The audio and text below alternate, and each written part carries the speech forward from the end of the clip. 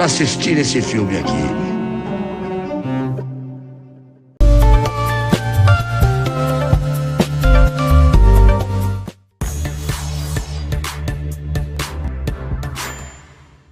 Olá pessoal, estamos no ar com você com o Dinheiro de hoje, o seu programa sobre investimentos aqui nessa parceria entre a Com Dinheiro e a BMC News para trazer para você, profissional de mercado e investidor, as melhores cabeças do mercado para discutir os temas que fazem o mercado financeiro brasileiro acontecer. Aquela conversa pós-almoço da Faria Lima, aquela conversa de elevador, o que está puxando o mercado, quais são os investimentos que estão no seu hype no mercado financeiro, mas também os assuntos que permeiam esse mercado e que constroem as bases para que ele aconteça da melhor maneira possível. E sobre esse tema a gente tem conversado aqui no programa sobre ESG em algumas frentes, mas dentre essas três letrinhas tem uma que puxa toda essa discussão, que é o G de governança. E para bater esse papo com a gente, para destrinchar esse assunto, nós temos aqui o Roberto Gonzalez, especialista em governança corporativa, para abrir esse assunto e quebrar todo ele com você, telespectador da BBC News. Roberto, é um prazer recebê-lo aqui, é um prazer dividir essa bancada com você. Obrigado, Felipe. É bom aí, depois do almoço, esquentar aí as coisas sobre o mercado e entender bem como a governança é importante para o processo de evolução do nosso mercado de capitais brasileiro. Maravilha, a gente tem a tradição no programa de fazer aquelas perguntas incômodas, aquelas perguntas difíceis para aprender com os convidados, né, que eles têm de reflexões sobre esses assuntos. A gente tem visto, trouxe na introdução a discussão sobre ESG e muitas vezes ela tem sido focada, ela tem sido puxada para o E do ambiental e a discussão do G de governança ficando para trás. Dá para existir ESG sem governança? Impossível, não tem como. E eu gosto muito de levar em consideração como nasceu o conceito, né? Porque eu acho que se existe as três letrinhas, né? A gente tem muita sopa de letrinha no mercado financeiro, se existe tem um motivo e um porquê que essas letras existem. O ESG nasceu de um chamado feito pelo secretário-geral da ONU na época, Kofi Annan, com entidades do mercado financeiro. O ano era 2004.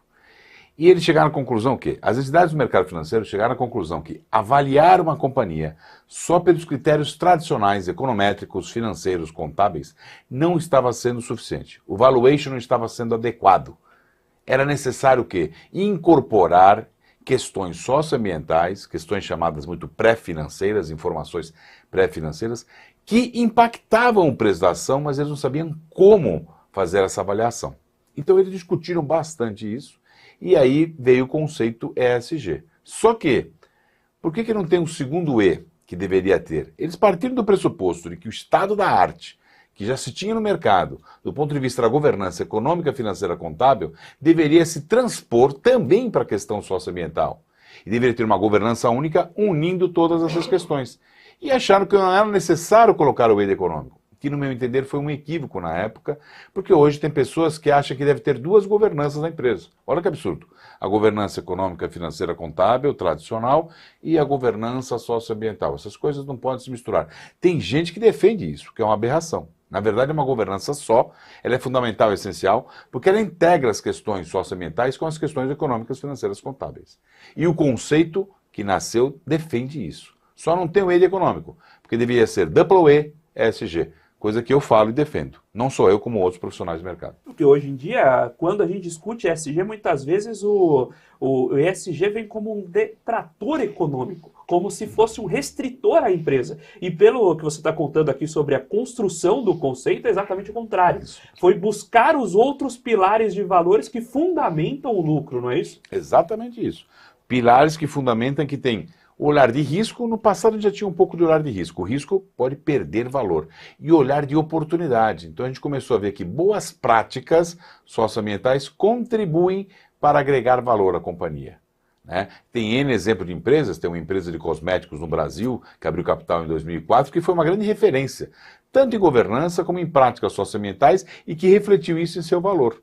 Então é isso que o mercado hoje quer dizer. Percebeu-se que a prática socioambiental, seja ela nociva, perde valor, ou seja ela proativa, se ganha valor. E isso reflete no preço da ação, mais cedo ou mais tarde. Assim como, por exemplo, a própria falta de governança estrito sensu também reflete no preço da ação. Você ter um conselho que você não confia, você ter um acionista que você não confia, é um problema. E a gente teve um caso de ter um acionista confiável, mas que gerou ruído, né? Como é que a gente está enxergando governança nesse cenário pós-Americanas? Bem, o que a gente está percebendo é que a amplitude da importância de ter um conselho efetivamente crítico é importante. Então, assim, não tem problema nenhum você ser amigo, mas você tem que saber separar as coisas, né? Você, quando assume a cadeira no conselheiro, você tem que pensar no melhor da organização. Tanto é que a lei é clara. Um acionista te indica, você não é boneco de ventríloco.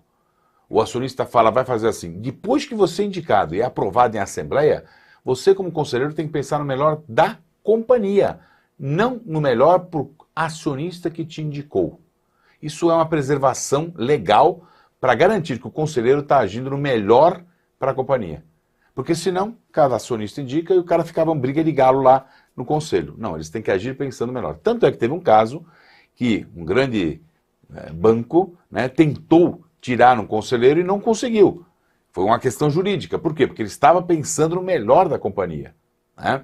Isso já foi uma empresa de telecom que hoje não existe mais, foi incorporada por outro, mas existiu esse caso. Porque se está agindo no melhor da companhia, está correto. Então acho que pós-Americanas a gente está vendo, né, o que ocorreu e mais ainda estamos levantando N casos, não só no Brasil como fora do Brasil, que se a gente não tiver um conselho efetivo, né, então hoje em dia voltou-se a se valorizar os conselheiros independentes. Tudo bem que tem uma discussão sobre os conselheiros independentes correr menos risco, e se é uma empresa alavancada, uma empresa que necessita correr riscos para crescer no mercado, talvez o conselheiro independente seja um risco para a empresa, porque ele tem que preservar o nome dele, então ele quer, estatisticamente foi comprovado que ele quer correr menos riscos, mas acho que a gente tem que ter um equilíbrio entre, né, aqueles que representam o interesse do capital e aqueles que tancam a visão do mercado, para que a empresa cresça e se desenvolva. Quando a gente fala sobre a independência do conselho, está trazendo fator de risco, e aí um ponto interessante é você, além de especialista, também conselheiro em companhistas, pode falar com absoluta propriedade. A gente tem a figura de acionar, né, o próprio conselheiro na pessoa física em algumas situações de risco para a empresa. O conselheiro exposto demais a esse risco não é também um problema, porque ele pode não estar apto a apertar determinados parafusos que impediriam a empresa de ir por determinado caminho e ainda assim ser responsabilizado? Sim, é por isso que eu falo. Hoje em dia você tem seguros para garantir que o conselheiro possa pensar mais livremente no que é melhor para a organização. Então, os seguros, desde que você não tenha feito nenhum ato ilegal, nenhum ato que te possa improbidade administrativa, desde que você tenha sido comprovado que agiu pensando no melhor para a organização, tem os seguros para garantir e para dar liberdade ao conselheiro. Porque, imagina, vou dar um exemplo para você, imagina dia 10, acho que eu vou acertar, né? Dia 10 de setembro de 2001, você é conselheiro de uma empresa de seguros e a reunião está lá decidindo e vocês decidem aumentar seguros para companhias aéreas, fazer uma força de vendas forte para crescer nesse mercado. O que você faz com essa decisão depois do dia 11 de setembro de 2001? Você rasga ela, joga fora, faz uma reunião extraordinária para rediscutir, porque foi uma decisão que se mostrou que seria equivocada. As decisões, às vezes, elas se tornam, com o passar do tempo, equivocadas, mas nós temos que lembrar o que o conselheiro tinha de informações quando ele tomou a decisão.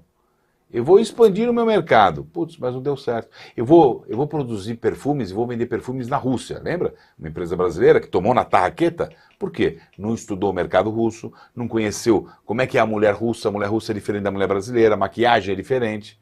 Essa empresa perdeu o dinheiro, inclusive, com isso. Mas os conselheiros tomaram a decisão que a empresa estava crescendo 33% ao ano, ou seja, subiu no sapato alto, né? E achou que entendia tudo do mercado e não fez o básico, que é o quê? Conhecer o mercado onde eu vou entrar.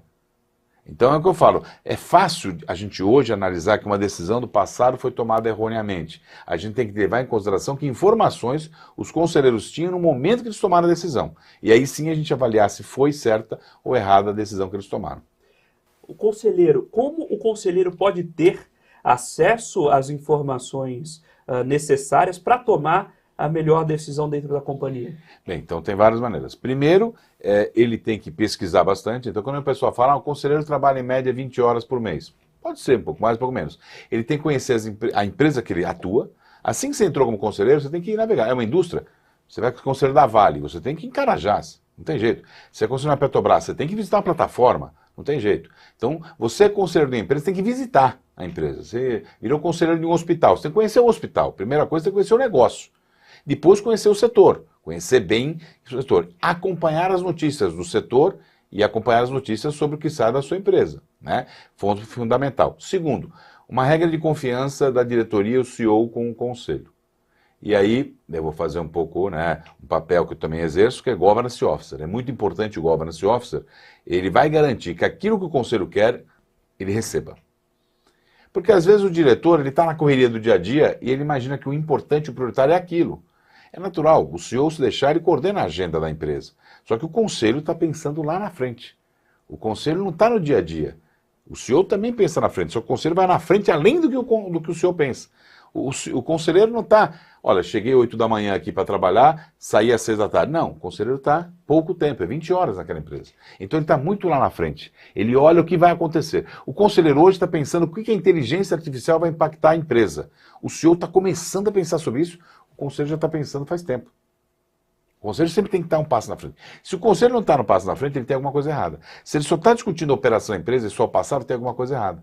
Conselho certificador. Não, olha, está ticado aqui, você fez tudo que a gente decidiu. Ele tem que estar na frente, tem que estar olhando lá na frente. Quando o senhor traz uma pequena preocupação, opa, é importante, então calma, não vai impactar o negócio ainda? Não se preocupa com isso, deixa que a gente se preocupa com isso. Porque é uma agenda que no futuro vai impactar. Aí você vai ter um bom conselho efetivo e que vai trazer resultado para a organização. E como você monta um bom conselho para a companhia? Onde você vai buscar essas cabeças? Qual o processo?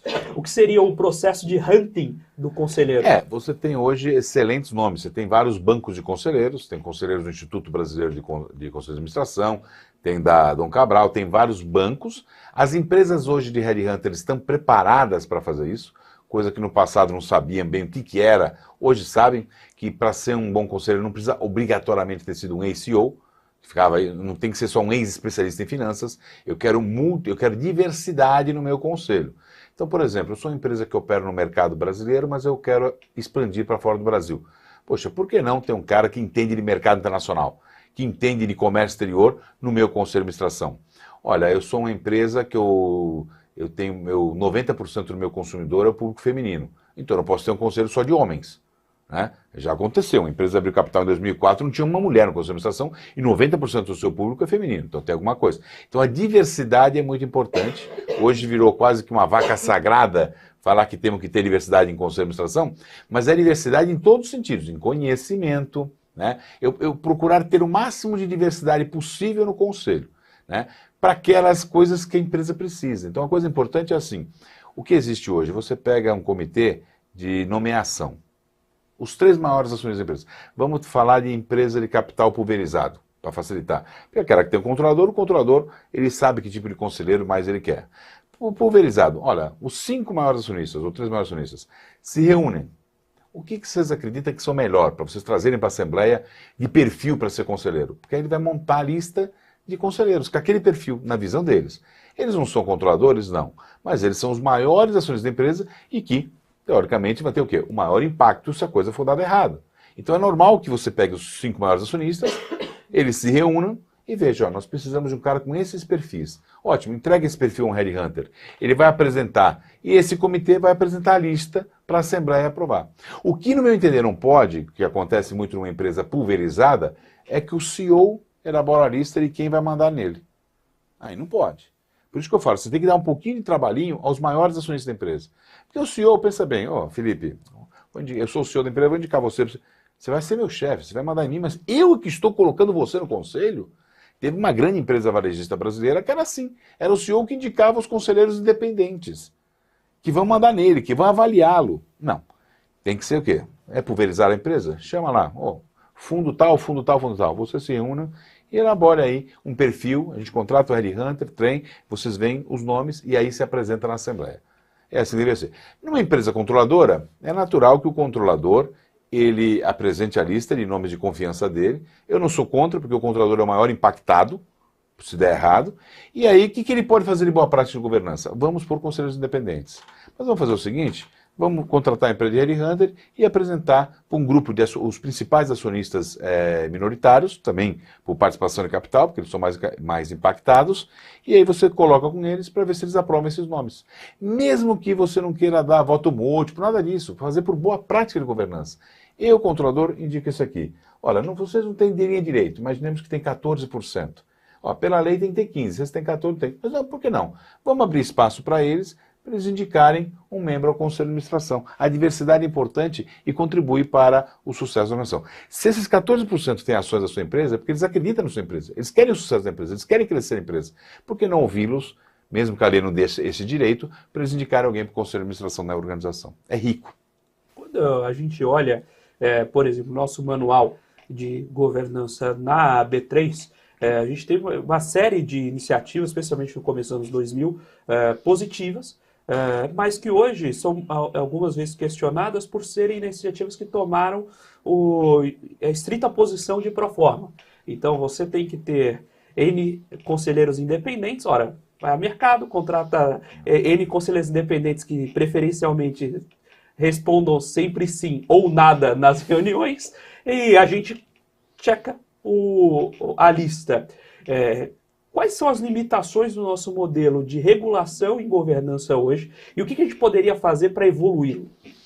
Eu acho que o novo mercado da autorregulação que a Bolsa lançou em 2000 foi um marco grande para o Brasil. Eu concordo com você que infelizmente tem empresa que tica, tem a famosa piadinha que o cara falou assim, peraí, um vice financeiro, você não tem aquele primo do sobrinho lá que está desempregado? Põe ele no conselho, ele vai ser independente, né? É uma coisa jocosa que tinha.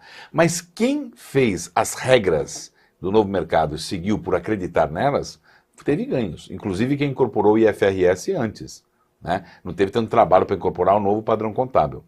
Depois, eu acho que a CVM teve em 2000 a questão do pratique ou explique, que o mercado brasileiro não entendeu. Em 2000, ainda era o Cantidiano, presidente da CVM, né? Ou 2000, 2002, foi na transição de governo do Fernando Henrique para o Lula. Ele veio com o pratique ou explique, o mercado ficou assustado. Não, vai ser exigência. Então a CVM colocou lá, olha, CEO e chairman não pode ser a mesma pessoa. Se for, explique. E o pessoal achou que a CVM iria colocar... Ela estava dizendo uma coisa que é comum em vários agentes reguladores do mundo fora. Isso é positivo. Porque é uma agência reguladora dizendo o que é melhor prática do mercado sem ser obrigatoriedade legal. Você vai fazer isso porque você vai ver que você ganha com isso. Você não ter o CEO e o chairman a mesma pessoa é uma coisa positiva para o mercado, positiva para a organização. Tanto é que depois o novo mercado incorporou. Você tem que ter pessoas diferentes, né? Duas cabeças pensam menor que uma, né? Então eu acho que a CVM está envolvida nessa discussão. Eu acho que é sempre acompanhar as regras que existem, ver o sucesso que elas estão tendo. Por exemplo, agora nós temos uma grande transformação no formulário de referência. O formulário de referência era um catatal desse tamanho, né? Opa, foi adaptado, o mercado viu o que deveria evoluir e nós tivemos um processo evolutivo.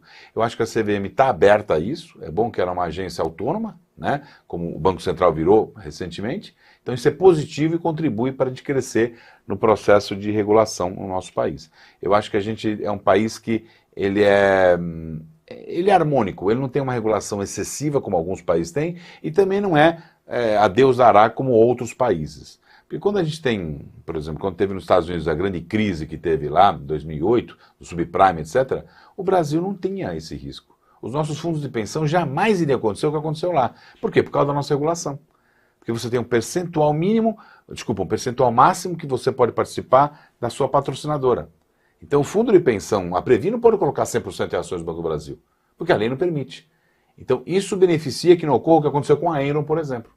Né? Então o Brasil eu acho que é um país bem harmônico, que ele não regula de mais nem de menos, eu acho que ele sabe regular de acordo com a nossa realidade do mercado. Então os agentes reguladores estão acompanhando, estão participando de todas as audiências públicas, inclusive do mundo ESG também, né? Para ver o que vai ser incorporado. A CVM faz parte, como ouvinte do CBPS, para regras de pronunciamentos de sustentabilidade que tiverem que ser, foi autorregulada dessa forma. A CVM está lá, então vamos colocar que as companhias abertas têm que providenciar também essa informação. Eu acho que a gente está caminhando muito bem nesse aspecto.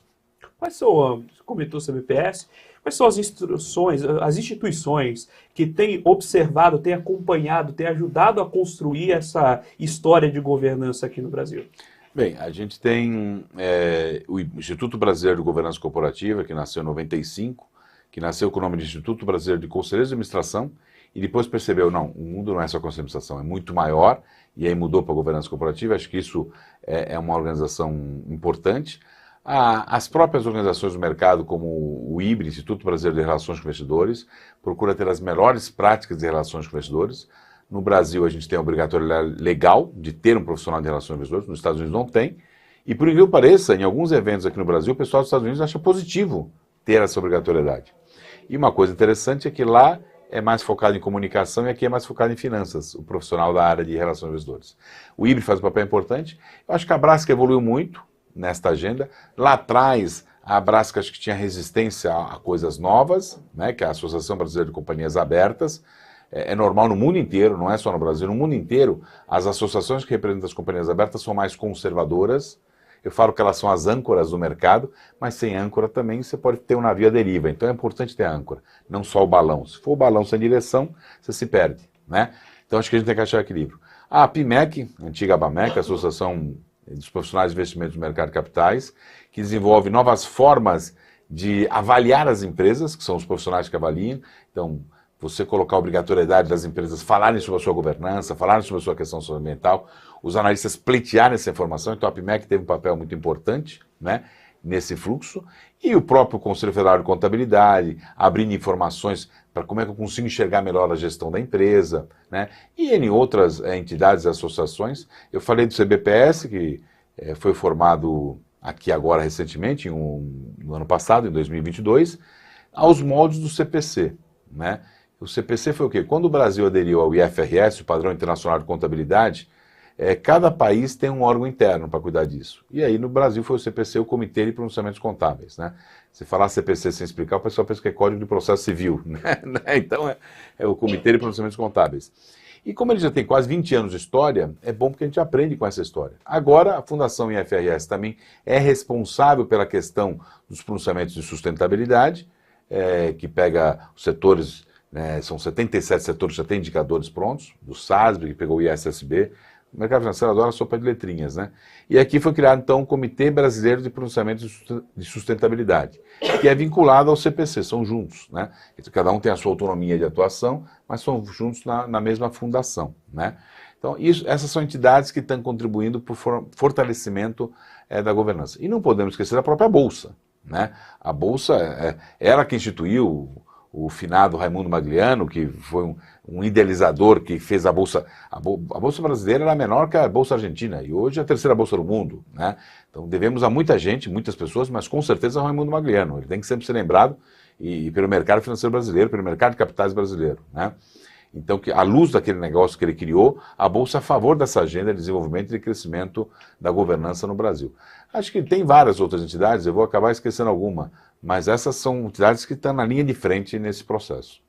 A gente poderia sinalizar para o investidor que está aqui nos acompanhando, seja institucional, investidor, pessoa física, quais sinais ele pode buscar para ler indicações positivas ou negativas da governança das companhias. A gente já comentou uma coisa aqui que duas cabeças pensam melhor que uma, então geralmente não ter a dualidade entre CEO e presidente é um incentivo interessante. Quais outros pontos quem está assistindo a gente pode passar a acompanhar para ter sinalizações sobre a qualidade de governança da companhia? Bem, primeiro assim, vamos lá, uma empresa familiar, se só tiver o mesmo sobrenome já é um indicador ruim. Né?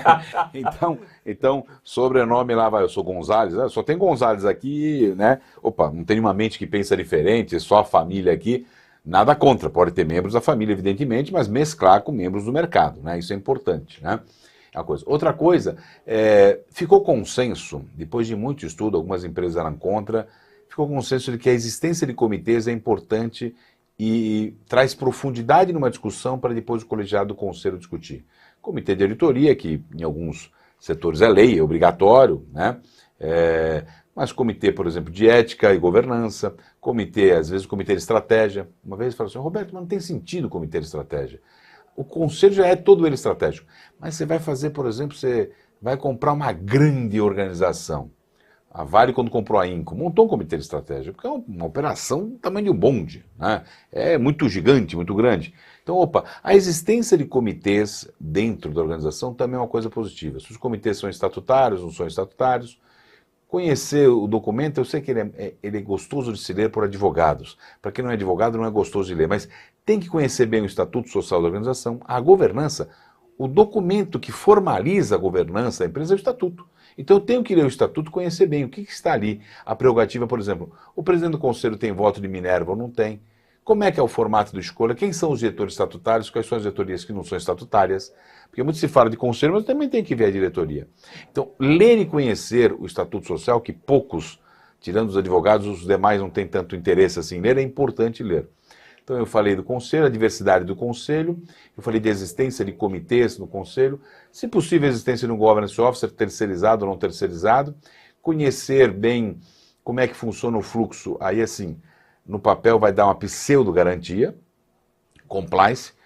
No Brasil nós tivemos uma empresa que tinha no papel o melhor compliance do país, reconhecido como emergente, mas essa mesma empresa tinha criado uma diretoria com nome bonito de operações estruturadas, que era a diretoria de corrupção, né? Então, no papel, a gente fala que, hoje em dia, um analista, quando vai visitar a empresa, ele quer ter dados dos treinamentos, ele quer visitar um treinamento sendo realizado de compliance, ele não aceita mais o compliance só no papel, né? Por causa desse caso que ocorreu no Brasil, lá no período da Lava Jato, né?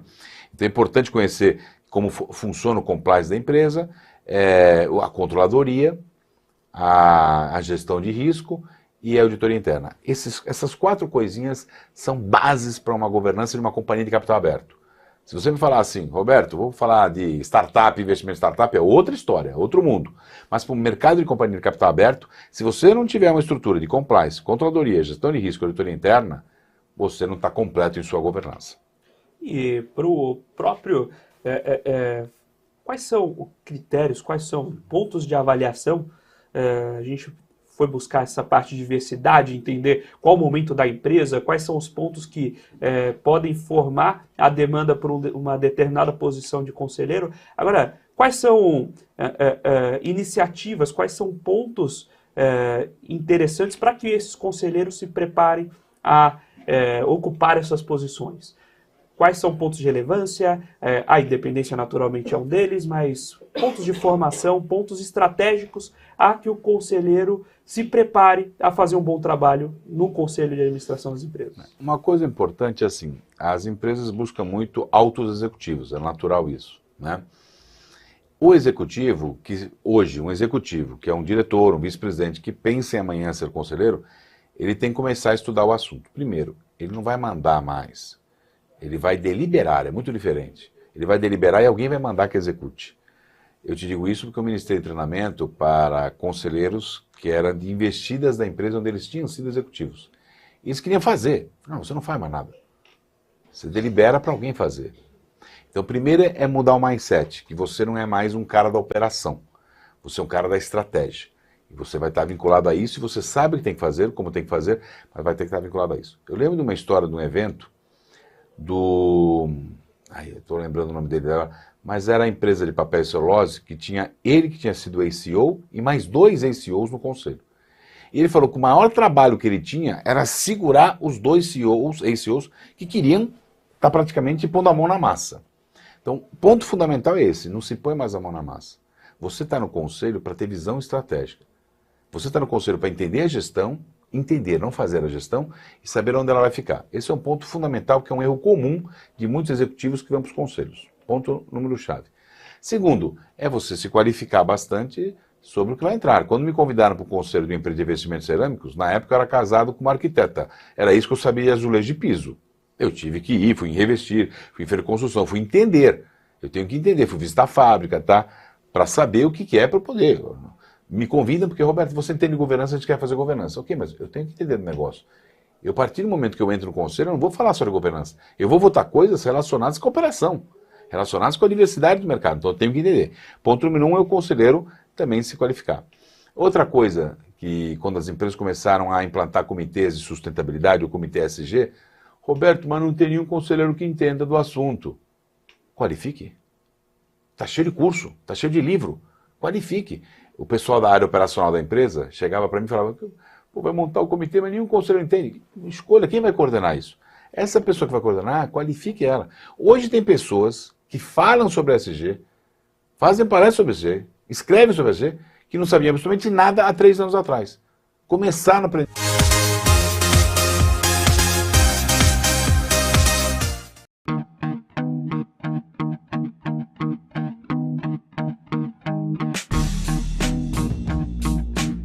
Quais foram os fatores que fizeram essas operações elas desempenharem e por que surpreenderam o mercado financeiro?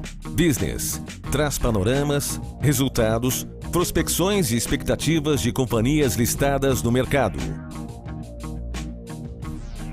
BMC News. Informação que gera valor.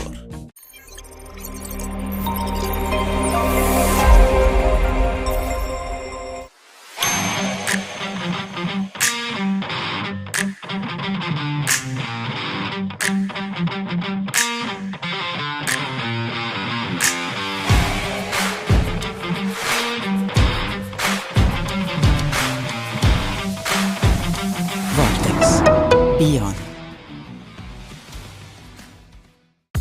COI, você sabe o que eles são? Esse é o tema do BMC Explica de hoje.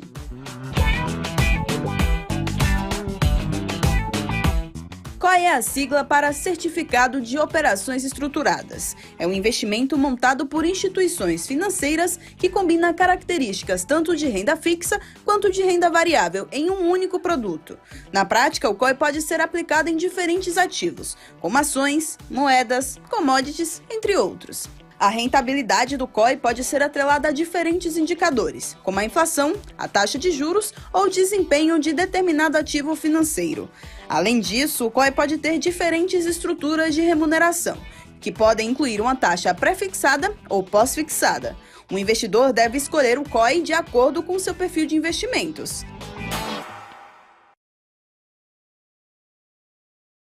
O que impacta a economia e o mercado global? Olá, muito bom dia para você que está aqui ligadinho na BMC News. Em tempo real, a abertura e a variação dos ativos na Bolsa de Valores. Notícias internacionais. Toda uma discussão aí referente à demanda chinesa. Paula Moraes e especialistas de diversas áreas te explicam os acontecimentos do dia. De segunda a sexta, às 9h30. BMC News. Informação que gera valor. Você aí que completa 18 anos neste ano, o dever te chama. Você tem que fazer o seu alistamento militar. O prazo vai até 30 de junho. E o melhor jeito de você se alistar está em suas mãos, o seu celular. Baixe o aplicativo do Exército Brasileiro ou acesse o site alistamento.eb.mil.br. Aliste-se, o dever te chama.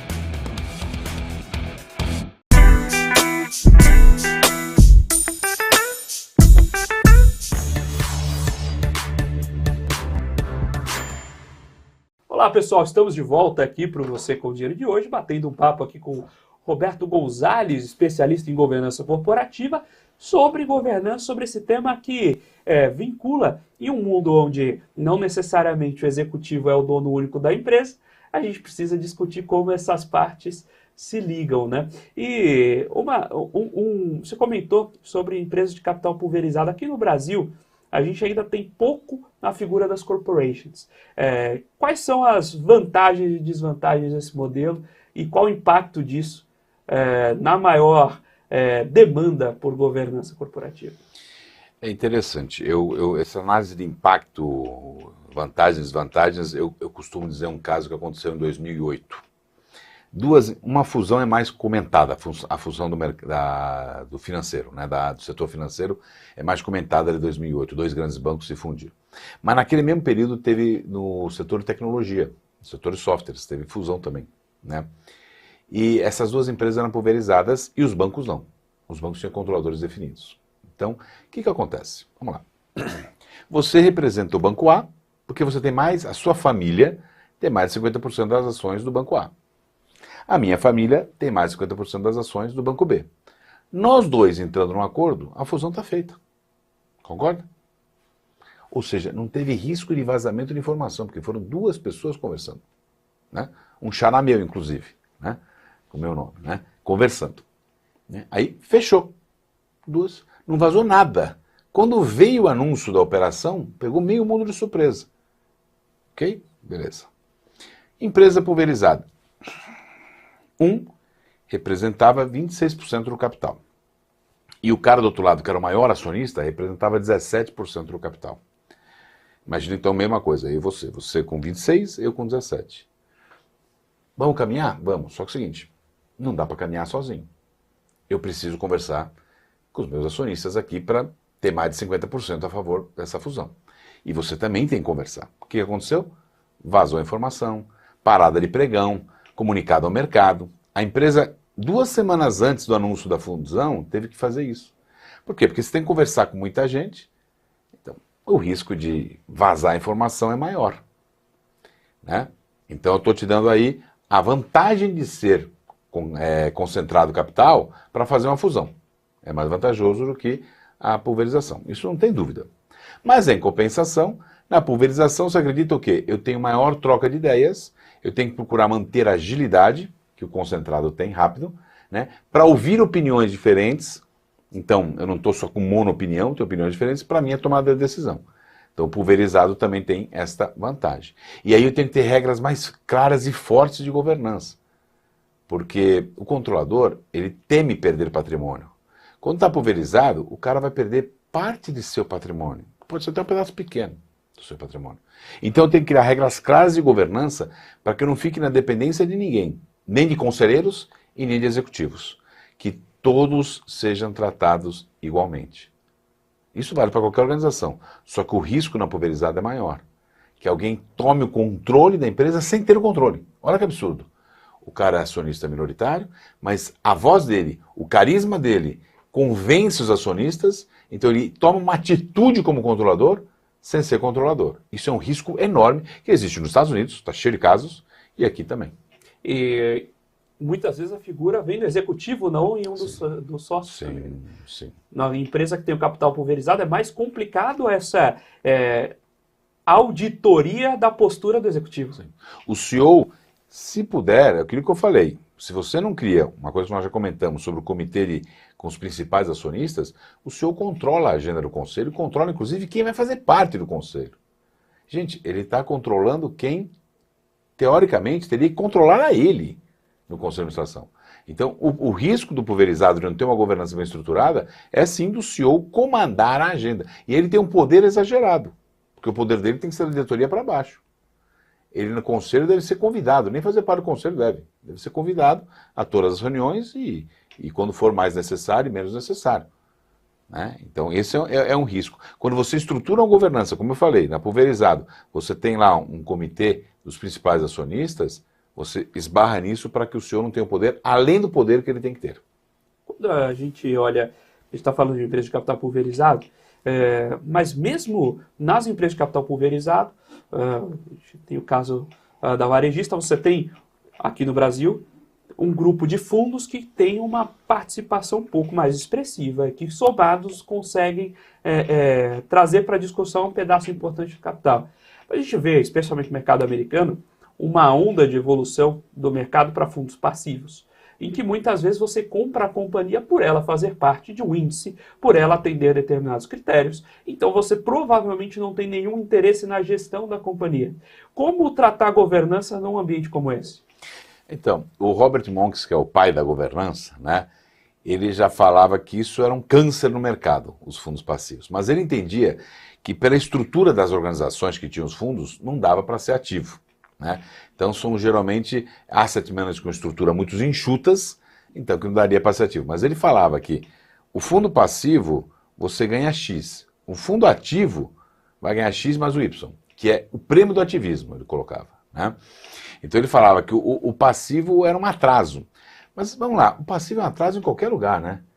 Tudo bem, você mora em casa ou em prédio? Em prédio. Então, vamos falar assembleia do condomínio. O passivo não é atraso para o condomínio? Para o desenvolvimento do condomínio, para as despesas do condomínio? Se o cara não vai nem na assembleia do condomínio. Já pensou? Tem 54 moradores, 50 não vão, 4 estão decidindo por todo mundo. O passivo é um atraso para o condomínio. O passivo é um atraso ao bom desenvolvimento do mercado de capitais em qualquer lugar do mundo. Faz parte do mercado, ele existe até por condições de estrutura, de assets management, mas qual a solução que algumas pessoas dão? Os passivos deveriam se unir. Muitos passivos juntos podem formar um ativo. E o custo não fica caro para ser ativo. E foi assim, pensando nisso, inclusive, que o Robert Monks, lá na época, que não tem mais, montou a ISS, Instituto Shareholding Services, que era para unir vários fundos passivos, para ele criar com custo que pudesse ser dividido por todos, para ele criar uma agenda para que esses fundos fossem ativos. Analisar pautas de reuniões de assembleia, para fazer recomendações e sugestões. Então, hoje existem mecanismos, existem empresas que prestam assessorias que os fundos passivos juntos poderiam atuar. Então, existe solução para que o passivo não seja passivo, porque passivo faz mal em qualquer organização, como a gente viu num condomínio, numa companhia aberta, faz mal. Muito bem. E quando a gente tem essa discussão sobre as estruturas, porque a gente tem uma onda de tomar o fundo passivo por certo, né? E aí o que você está trazendo de discussão é discussão que vai para o mercado de capitais, né? E de novo, governança e mercado de capitais vão se entrelaçando, porque a gente pode até presumir que na média o mercado gere alfa zero, mas se não tiver um monte de gente tentando buscar alfa, o mercado vai murchando. Exatamente. Né? Então não é nem o resultado individual, mas é para onde a gente está levando a puxada de corda, né? Isso mesmo, é isso mesmo. E aí o mercado tem que estar atento a isso, né? Então, por exemplo, você pode perguntar para qualquer profissional de RI, quando começa a encher muito de fundo passivo, ele fica preocupado. Porque tem pouca oxigenação, pouca troca de ideias, pouca troca de informações. Então é uma preocupação. No passado eles achavam bom, porque não enche minha paciência, né? No passado, deixa quietinho, vamos encher de fundo passivo. Hoje perceberam que não, que os fundos ativos trazem oxigenação, discussão, fazem enxergar algo que não estava sendo visto. Então hoje você quer os fundos de pensão, que a maioria deles são ativistas, né? Os grandes fundos de pensão. Então, e você tem hoje, eu não vou dizer não para os fundos passivos, mas eu tenho hoje uma certa atração. E nem as viúvas, né?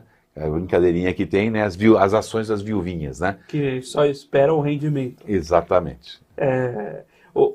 Você comentou os fundos de pensão, a gente teve um ciclo de mercado em que o fundo de pensão no Brasil era visto como aquele investidor que comprava o ativo que ninguém queria.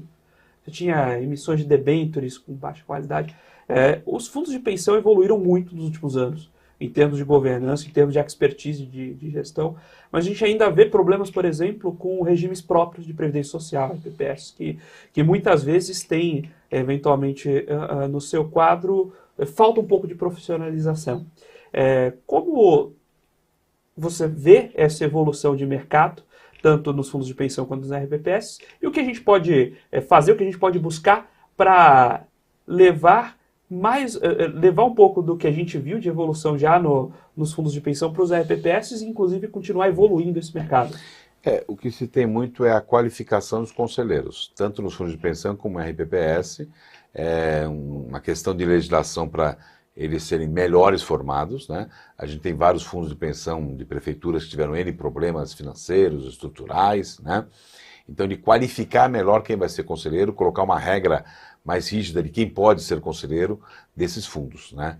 Então, acho que teve uma evolução grande, os grandes fundos foram os propulsores disso, Previ, Petros, Funcef, Valia, com certeza Real Grandeza, foram um propulsor grande para isso, contribuíram. A Abrap, enquanto organização, inclusive é uma entidade forte da governança que eu não tinha colocado, a Abrap, que congrega os fundos de pensão, contribuiu para essa agenda crescer, né, no Brasil, dentro dos fundos e dentro das investidas, né, das investidas dele.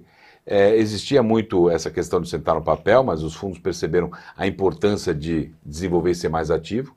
Um case famoso no Brasil é a Perdigão. Os fundos de pensão, né, a Perdigão, depois, entre aspas, da falência aí da família Brandelize, os fundos de pensão entraram na empresa, não foi só o Nidemar Chestes que fez, todo mundo bate palmas para o CEO, mas os fundos deram aval para o CEO fazer aquele caminho, né, enquanto acionistas controladores. Aquele grupo de fundos, eu não lembro se eram 7 fundos, eu não lembro agora o número, mas era um grupo de fundos de pensão que tomaram o controle da empresa e fizeram a empresa dar um salto enorme, né. Então, esse é um case altamente positivo. Então, acho que o nosso mercado também tem muito a ensinar para o mercado de fora como se pode pôr boas práticas de governança nos fundos de pensão. E lembrando, né, que até os anos 80, 90, o mercado financeiro bancário dominava o fluxo nacional de moeda. E nos anos 90 nós tivemos grandes crises, porque os fundos de pensão passaram a dominar o fluxo internacional. Só que eles não estavam preparados para isso. Porque antigamente o fundo de pensão caiu ações da Malásia, todas as bolsas do fundo de pensão saíam vendendo. E como eles passaram a ser protagonista do fluxo internacional do capital, o mundo entrou em colapso, por causa de uma crise que era num paizinho pequeno, né, não era grande. Aí os fundos começaram a se aprimorar e entender, não é porque caiu a ação aqui que eu vou vender em todas as bolsas do mundo. Eu tenho que analisar bolsa por bolsa. O que tem efeito contágio, o que não tem efeito contágio. Então os fundos também melhoraram as suas análises e para melhorar as suas análises foi importante, fundamental, ter um processo de governança no mundo inteiro. E quando a gente olha para as estruturas de governança, um conselho muito grande ou muito pequeno, esses grandes parâmetros ajudam a entender o processo? Dá para falar, por exemplo, que quanto maior o conselho, melhor? Não. Eu falo que uma vez eu vi uma empresa que tinha um conselho de 26 membros. Eu falei, onde é que vai ser o churrasco? Né? Ou a gente vai marcar a noite da pizza ou um churrasco, porque conselho com 26 membros não dá para ter uma reunião adequada. Eu dou um exemplo em sala de aula. Quando chega o 12º aluno, começa a conversa paralela. Então eu falei assim, opa, o 11º é o número ideal, 11. Que é o número que o IBGC hoje defende. O IBGC já defendeu 9, hoje ele defende 11. Né? O único setor que reclama muito do número mínimo ser 11, no mundo inteiro, é o setor financeiro. E por que eles reclamam no mundo inteiro? Porque eles falam, nós temos impacto em todos os setores da economia, todos. Então 11 é um número pequeno. É o único setor que reclama. O resto se adaptou, tá? E viu que 11 é um número que tem dado certo. O setor financeiro que teve que se adaptar por causa de regras que nem aqui no Brasil, novo mercado, né? Nível 2 fala de 11. Mas foi o único setor no mundo inteiro que queria ter mais, ter 20 e tal. Né? Fora isso, 11 ficou um número adequado. E mínimo, a lei brasileira diz que o mínimo é 3. Só que 3 é o seguinte, imagina eu, você e mais alguém. Vocês dois entraram no acordo. Próximo da pauta, não tem mais o que discutir. Se 2 entraram no acordo, vamos discutir o quê? Então, conceitualmente, o mínimo é 5. Porque 5 obriga uma discussão. 5 é 4-1, 3-2. Existe uma discussão ali, pelo menos, maior do que 3. Então, para que se tenha um bom debate, mesmo em sociedade de propósito específico, se recomenda que tenha 5 para discutir alguma coisa, para ter algum debate. Porque 3, 2, acabou, né? A reunião vai ser rápida, vai acabar rapidinho, né? E outra coisa importante que a gente está falando aqui, não tem nenhum problema se um conselheiro tiver algum conflito. Aquele tema de conflito ele não discute. Fica o último item da pauta, ele vai embora mais cedo para casa. Entendeu? É isso que você faz. Porque ele está conflitado. Não, sim, mas o tema conflitado, ele não vai discutir. Os outros temas ele tem a agregar para a companhia. Né? Que essa é outra coisa importante que você tem sobre conflito de interesse, né? Para ser conselheiro. Então, assim, se você me falar, eu concordo com 5 e 11, tá? Entre 5 e 11, eu acho que é um número adequado. Não consigo afirmar do mercado financeiro. Você fala, Roberto, e o mercado financeiro? Eu não consigo. Eu não consigo afirmar se 11 está bom ou não. Não tenho experiência. Eu consigo afirmar dos outros setores todos, 11 está bom. De 5 a 11 está bom. O setor financeiro, pela demanda que tem no mundo inteiro de querer pleitear um pouco mais, eu tenho que me abster de falar sobre esse assunto porque eu não tenho propriedade para falar. Setor financeiro, a gente tem casos, tem bancos no Brasil que tem algumas dezenas de diretores, algumas dezenas de conselheiros, uma estrutura de fato muito diferente, eventualmente uma estrutura cara, e puxando o assunto de cara, tem um tema que tem sido estudado em governança também, que é o poder do CEO via remuneração. Então o CEO que muito ganha poderia ter um sinal de poder muito expressivo na companhia e isso poderia ser um problema. Eu vou trazer essa pergunta para a mesa. Pagar demais a diretoria ou ter uma remuneração variável muito agressiva é um problema de governança? Depende de como você está lidando com ela. Então, por exemplo, a remuneração variável tem que estar vinculada a metas. Não pode aquela empresa americana lá que os caras, o conselho vetou o aumento de remuneração e eles colocaram um bônus sem metas. O que é um bônus sem metas? É aumento de remuneração. Não pode, né? Então, qualquer remuneração variável tem que estar vinculado com metas que tem que ser atingidas. Então tem que ter um interesse em comum do crescimento e do desenvolvimento da organização. E quando eu falo em metas, eu falo metas sociais, ambientais, econômicas, de governança. Não é só o EBITDA, não é só lucro líquido. Não, temos que não é ROI. Tem que ter que crescer esse ambiente de metas dentro da organização, né? Esse é um ponto importante que tem que ter, né, sobre remuneração. Agora, uma coisa que é muito questionável é remuneração variável a conselheiro. O conselheiro tem que pensar no melhor da companhia. Se ele pensar no melhor da companhia com o cifrão do lado, pode complicar. Existem muitos, e eu ainda estou nesse grupo, que acha que não deve ter remuneração variável a conselheiro. Ele não deve ser influenciado pelo cifrão para tomar a decisão, diferente do CEO, do meu ponto de vista. Posso mudar de opinião? Posso. E não vejo problema nenhum em mudar de opinião. Isso significa que eu cresci, amadureci e vi. Mas hoje, por tudo que eu li e por tudo que eu acompanho, acho que o conselheiro não deveria ter remuneração variável. Esse é um ponto que eu acho. Acho que alta remuneração é ruim? Não. Eu acho que a pessoa corre um risco e tem que ter, sim, remuneração condizente com o que ela recebe. E deve ser pública, como é pelo formulário de referência. O primeiro case de remuneração pública, eu lembro que foi uma usina siderúrgica de Minas Gerais, o cara veio da França, onde tinha um hábito de abrir a informação, e o sindicato foi bater na porta dele. Sabe o que ele falou? Agora você sabe quanto eu ganho. Se o resultado não for bom, você pode me pressionar. Antes você não fazia a mínima ideia. Agora, você acha que é pouco ganhar 4 milhões por ano? Quer ficar no meu lugar para ganhar 4 milhões por ano? Entendeu? Então, quer dizer, a pessoa tem uma bagagem para chegar onde chegou, para ter aquela remuneração, para correr o risco que corre daquilo. E aí sim. Agora, o resultado não foi bom. Aí você demite 1.000 funcionários e os teus 4 milhões passam para 5 milhões, opa, não dá. Você tem que, ou os 4 milhões seu baixa para 3,5 e vamos segurar os funcionários que ganhavam 2, 3 mil reais. Então, essa abertura de que a CVM fez, conforme a referência onde eu tenho a maior remuneração de diretoria, a média e a menor remuneração, foi muito importante. Porque a maior remuneração de diretoria, muito provavelmente, vai ser do CEO. Então, você consegue navegar. No Conselho de Administração, não necessariamente. No Conselho de Administração maior, média e mínima, não necessariamente vai ser do chairman. Porque às vezes o chairman é do controlador e ele aceita pagar mais para um conselheiro independente do que ele próprio recebe. Tá? Mas na diretoria, 99,9% vai ser do CEO. E eu não vejo isso que atrapalha. É um problema de governança se você não tem a regulação disso. Se você não sabe como é que é isso, tem que ser transparente, claro. E agora, com o formulário de referência, isso é claro para todo e qualquer acionista. E naturalmente, hoje você consegue fazer tanto esse acompanhamento entre os funcionários quanto no mercado de capitais. A gente vê empresas que tiveram resultados negativos em anos sucessivos e a remuneração do executivo vai aumentando. Poxa, não estou falando que... não estou querendo aqui queimar nada e fazer greve dos investidores, nada disso. Mas o ponto é que se você tem um resultado ruim e o diretor continua aumentando sua remuneração, pera lá, então ou a gente troca o diretor ou no mínimo eu vou vender minha ação, não vou ficar carregando essa companhia. Exatamente. O último tema, a gente está caminhando para o final, mas é um último tema que a gente não pode deixar de passar quando fala de governança de estatais. A gente no mundo inteiro tem discussão de governança de estatais e como ter o governo como sócio influencia nas decisões da companhia e dos investidores.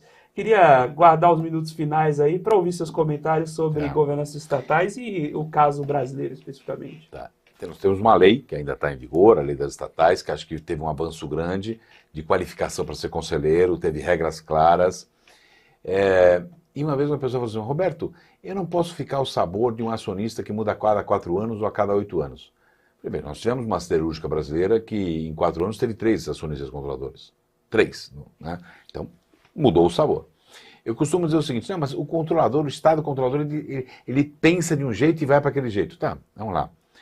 Uma família gaúcha, que tem um sobrenome no nome da empresa de siderurgia, né, ela também caminha para onde ela acha que deve caminhar. Ela é controladora. Então todo controlador caminha para onde ele acha que deve caminhar, seja ele o Estado ou não. Só que o Estado tem uma coisa fácil, você sabe para onde ele está indo. E muitas vezes a família empresária, você acionista minoritário, não sabe para onde ela está indo ou o que ela quer. Muitas vezes não é claro a agenda que eu chamo às vezes de agenda oculta que a família empresária tem e que você não conhece. Deixa claro que existem famílias empresárias com governança top. Existem famílias empresárias com transparência enorme aqui no Brasil. Só que nem todas as famílias empresárias são assim. Ok? Beleza. Em governo, você tem uma sinalização. Ou você não tem uma sinalização para onde vai o governo de São Paulo? Temos. Quem é acionista da Sabesp está acompanhando muito isso. Ou nós não temos uma sinalização da agenda econômica do governo federal? Temos. A acionista de Banco do Brasil com certeza está acompanhando isso, de Petrobras está acompanhando isso. Então, nós sabemos que linha que o Estado está seguindo e eu, enquanto acionista, eu tenho que saber. Opa, o Estado utiliza a companhia que eu sou acionista como instrumento de política monetária para a nação, eu sei disso. Então eu estou sabendo o que é isso. Então eu comprei ação de uma empresa que eu sei que ela está sendo usada não só para fazer o seu ganho, mas também como instrumento de política monetária. E o Estado deixa isso público. Então, isso no mundo inteiro. Eu tenho países que têm companhias aéreas ainda, né? Os governos têm. Tem estatais, os Estados Unidos estatizou numa crise que teve, né? Empresa de seguros, né? Que podia quebrar e dar um problema sério no país, né? Eu lembro, às vezes a empresa até que não é estatal, mas o Estado tem uma interferência. Quando a BP quase quebrou, o David Cameron, que era o primeiro-ministro da Inglaterra, foi conversar com Obama, pelo amor de Deus, me ajuda. Porque a economia inglesa estava muito calcada na BP. As ações da Viúvas tinha sim na BP. Um monte de senhorinha que ia ficar sem renda. Não ia ter renda para ir no mercado, para se sustentar. Então o Estado ia ter que fazer uma ação social com um monte de idosos, porque eles tinham sua renda em ações da BP. Isso é real, tem reportagens. Então, o Estado e o público, eu acho que o privado e o público, eles se misturam muitas vezes, como esse caso aí que a gente falou da BP. Então, acho que toda e qualquer organização tem que ter excelente governança. Não importa quem é o seu acionista, controlador ou não. Agora, o que eu acho que tem algumas aberrações, no Brasil, por exemplo, eu indico o conselho de administração, eu tenho controle, então eu sei que eu vou ter a maioria, mas eu, acionista controlador, também vou indicar o CEO, que é um grande banco, né? Isso eu acho que é uma aberração que tem que acabar. Porque aí o que acontece? O CEO dá uma banana para a Conselho de Administração, porque fala assim, o cara que indicou você, me indicou a mim também. Tá? O presidente da República indicou você e o presidente da República me indicou a mim também. Eu não sei se você lembra, uma vez, teve uma reportagem falando assim, a guerra no jardim. Era Ricardo Flores, presidente do Conselho de Administração, Sérgio Rosa, presidente da diretoria. Então é uma matéria, a guerra no jardim. Porque o presidente do conselho, que tinha o nome de Flores, brigando com o outro que tinha o nome de Rosa. Né? Quebrando o pau os dois, e aí o jornalista foi muito inteligente, né? Guerra no jardim. Por quê? Porque o senhor falava, não, o cara que indicou você foi o mesmo que me indicou. Foi o presidente da República. Isso eu acho que é uma aberração que teria que mudar. O conselho deve ter autonomia para indicar o presidente da diretoria. Maravilha, Roberto. Um prazer, bate-papo incrível aqui. Um grande prazer recebê-lo. Muito obrigado por aceitar nosso convite, por participar aqui desse bate-papo conosco. Obrigado, eu que agradeço, estou inteira à disposição. E governança é um assunto apaixonante, que eu sei que você também é apaixonado pelo assunto. Então vamos tomar um café e conversar mais sobre isso. Muito bom. Com certeza. Quem quiser saber mais sobre você, acompanhar redes sociais, pode deixar o contato? Roberto, agora meu LinkedIn, eu não sou tão velho, tá? Não sou tão jurássico, né? Mas eu não sou muito bom em marketing pessoal, né? Então eu vou ficar devendo isso, mas se procurar Roberto Souza Gonzalez, vai me achar aí nas redes sociais, com certeza. Maravilha. Pessoal, muito obrigado a você, telespectador da BMC News, pela sua companhia, pela sua audiência. Espero que você tenha aproveitado o bate-papo e saído daqui melhor do que entrou, como é a nossa promessa nos programas de todos os dias. Nós ficamos por aqui com você com o Dinheiro de hoje. Até amanhã, nesse mesmo horário.